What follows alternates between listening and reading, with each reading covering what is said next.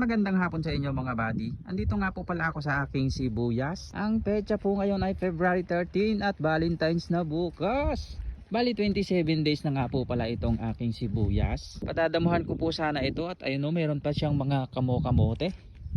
Tinaniman ko po kasi ng kamote ito dati. Hindi po naalis lahat ng laman kaya ayun tumubo. Bali magpapadamo po sana ako ng isang araw kaso nga lang naantala dahil umulan mga buddy. Umulan po ng 3 araw dito. Ngayon malalaman po natin kung hindi po maapektuhan itong ating mga sibuyas mga buddy. At sana ay wag naman po talaga. Kasi meron po akong nakikitang medyo humahaba po yung leg niya mga buddy. Tulad po nito yo.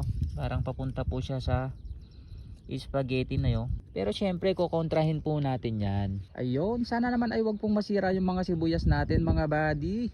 Sana po lahat tayo ay umani. Magkano na nga po pala ang presyo dyan sa inyo? Kasi dito po sa amin ay hindi ko pa alam. Dahil wala pa naman pong umaani dito sa amin. Dito po sa Gabaldon, Nueva Ecija. Magkano na po ang presyo ng sibuyas dyan sa inyo mga buddy? Paki-comment naman. Para naman nalalaman po namin yung presyo. Ayan, kumusta naman po yung sibuyas dyan sa inyo? Yung mga malapit pong umani na? Tsampan nyo po sa presyo kasi parang mahal po eh. Meron po kasing nag-comment sa akin 120 hanggang 130 po ang presyo ng sibuyas doon sa may bandang Tarlac. Ayun no.